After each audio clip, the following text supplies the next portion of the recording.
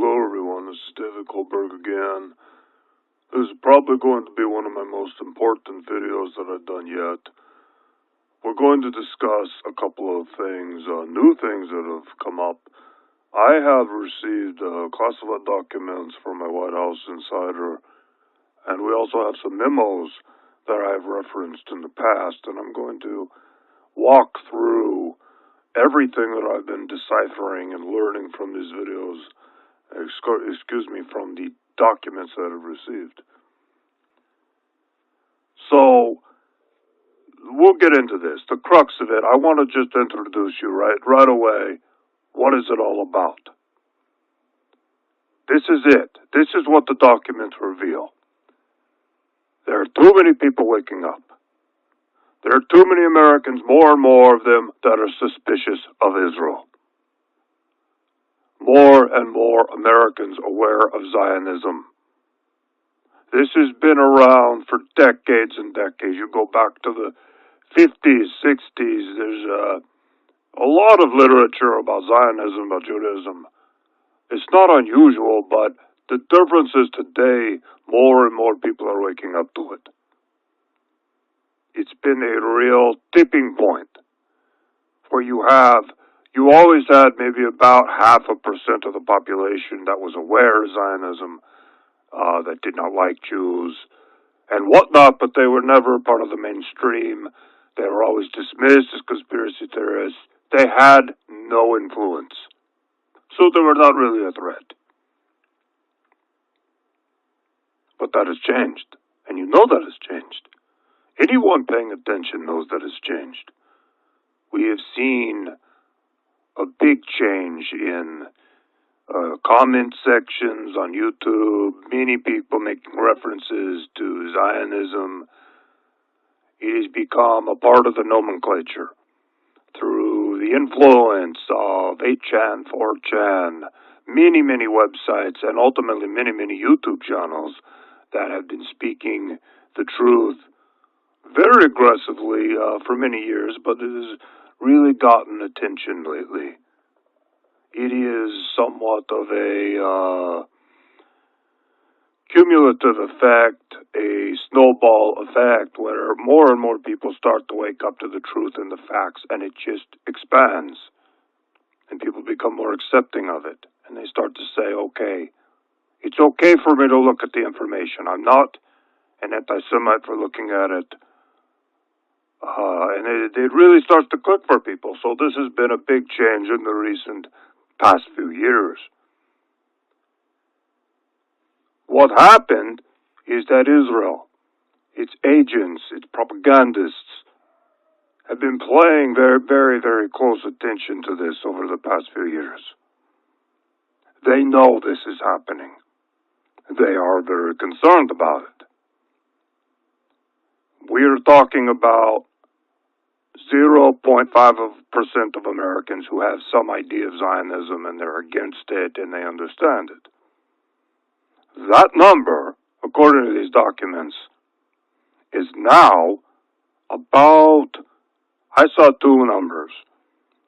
They said 15%, and another one said 7%, but that is a very large number of Americans that have woken up to what's going on with Israel and Zionism and the Israeli lobby and the influence. They're unafraid to hate Israel. That number is very high, and it has them very concerned. This is much of what the classified documents talk about, but we'll get into that more. I wanted to set it up for you so you actually understand what this is really about. What I was given from the White House insider. The main part that you really need to know, though, is they have a plan for all of this. So I'm going to talk about that now. There is discussion within these documents years ago to ban the YouTube channels, to shut it down, all of that. But they changed course. They made a decision to do something completely different. And they decided, instead of censoring everything, to fund and promote gatekeeper channels, shield channels, to simply gather and collect all the open-minded people who are looking at the issue. And they did shut down some of the legitimate channels, and that has actually happened. If you're following some of that, you are aware that there have been channels that have been shut down, almost completely eliminated. Some of those channels were not a part of the original Gatekeeper channels. They have no connection. They are truth-telling channels. Some of those they've eliminated that they felt were a threat or that might be calling out the Gatekeeper channels. So, I'm just looking through some of the documents here and seeing what I want to talk about next.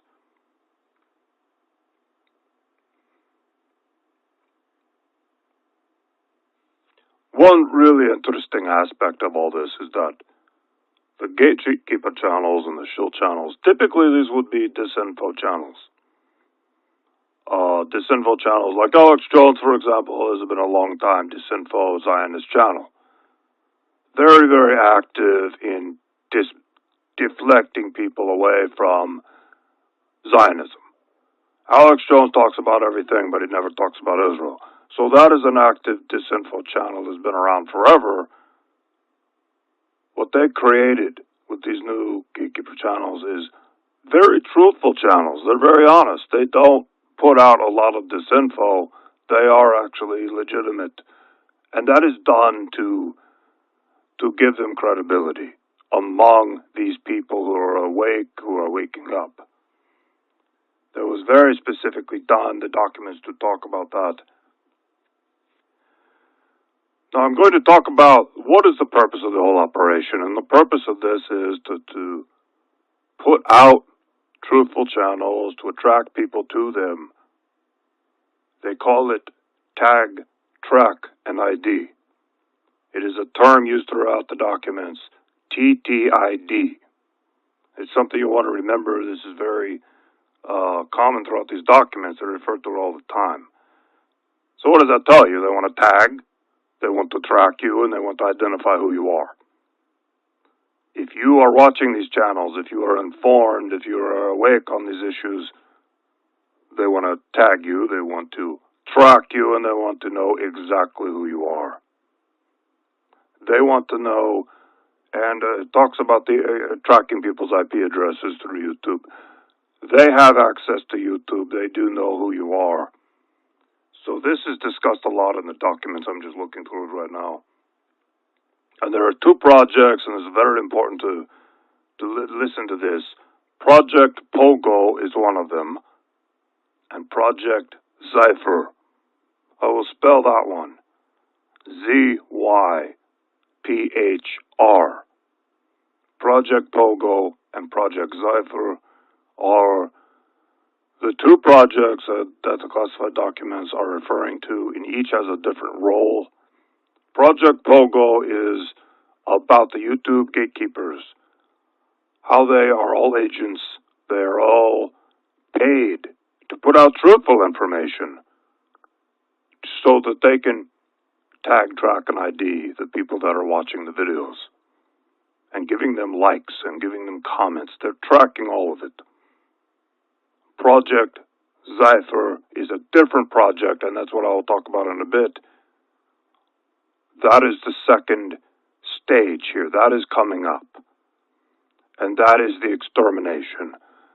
They're going to exterminate these people, whether it is tag them for anti-Semitic speech, charge them with crimes, eliminate them completely, and this is where I'll talk about in the documents where they talk about guillotines,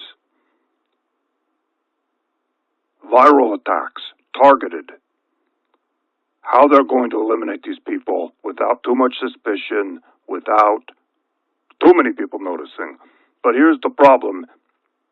As I read the documents, I can see I have documents from 4 years ago, I have documents from 2 years ago, and then I have documents from 3 months ago. So there's a progression in the timeline as the projects change. And Project Zypher has changed. In the beginning, they were talking a lot about, okay, We are going to infect these people with a virus that imitates the flu virus. They're going to eliminate them in various ways that would not be suspicious. In the documents I have now from 3 months ago, they are saying the amount of people they have to eliminate is too large. It is too many. We are talking about millions of Americans. And this is where we see their plans are changing.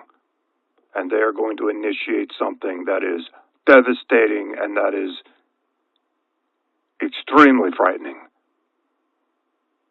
And based on what I can see in the documents, we're talking about power outages along with a purge. They're going to come in, they're going to take you out of your home, and they're going to put you into a military vehicle or whatever, a van, and drive you away and place you into a camp. It is a very, very big operation that they're planning. It is millions of Americans. They will do it under the cover of night, under the cover of blackness, during one of these planned blackouts. The blackouts are, based on documents, I'm just looking at it right now, they have a 3-day blackout, they have a nationwide blackout that lasts 2 days, and a lot of localized blackouts. So it is a whole series of blackouts that they're going to do. And of course it will be blamed on all kinds of things. They might blame it on Iran. I have seen that mentioned in the documents. They've already prepped people for this. There are going to be more blackouts. They're already predictive programming. So we may see more of this as we go on. As far as I can tell from Project Zephyr, or Zephyr, they are planning this next year and the year after. They are not done tagging, tracking, and identifying everyone. It looks like they're at about 78%. I looked in the documents, and there were a couple of indications of far along they feel the project is. They're like 78% done, but they're not completely done. It does take time to identify a YouTube account and then track it to the email that it was created with and then the IP address and then find out who created it. It does take them a lot of time to do that. It is not instant. It does take a lot of research because a lot of people create a YouTube account with an email address that doesn't give any indication of who they are, an account name that doesn't have their full name on it. They don't use their real pictures. So it is a challenge for them, and that's why the project has been going on for so long. But it is coming to a close. In the next 6 months to a year, it appears it is coming to a close, and that is when Project Zephyr will be initiated. So I have some notes here. I'm going to continue on, talk a little bit more about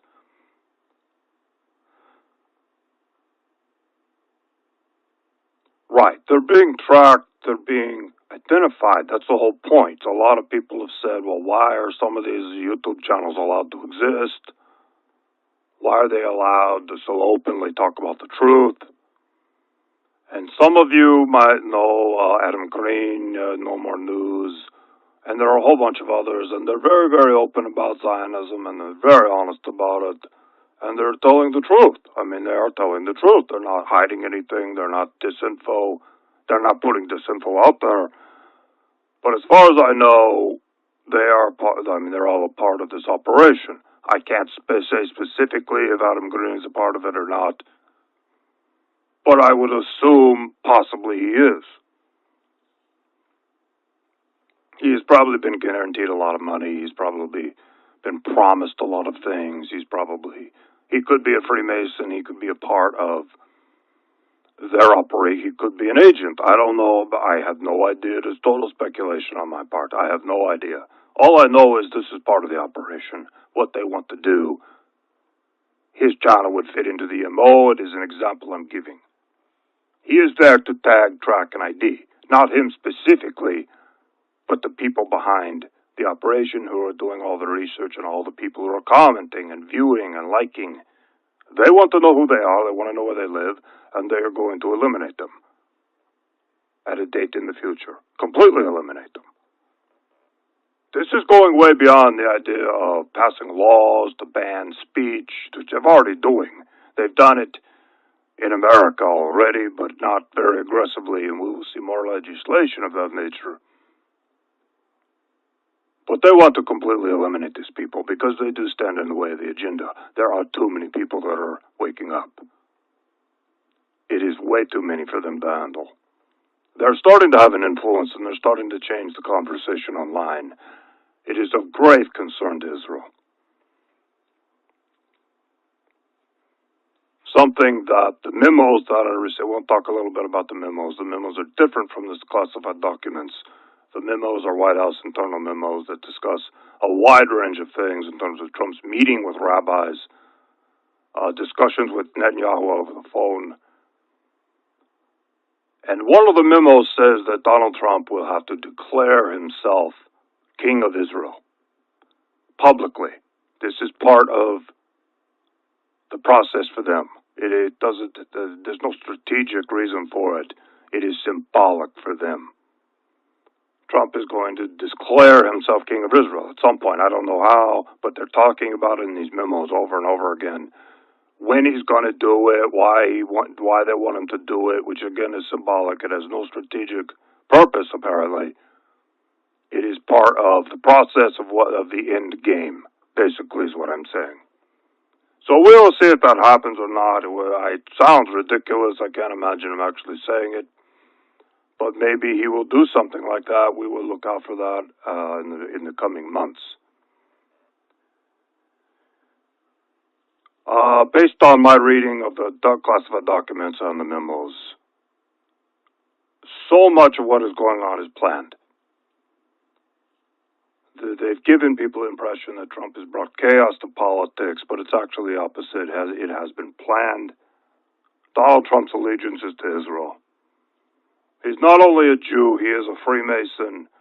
They have promised him, his daughter, the sons, will enjoy very high-level ranking within the world government that they are forming, the capital which will be Jerusalem.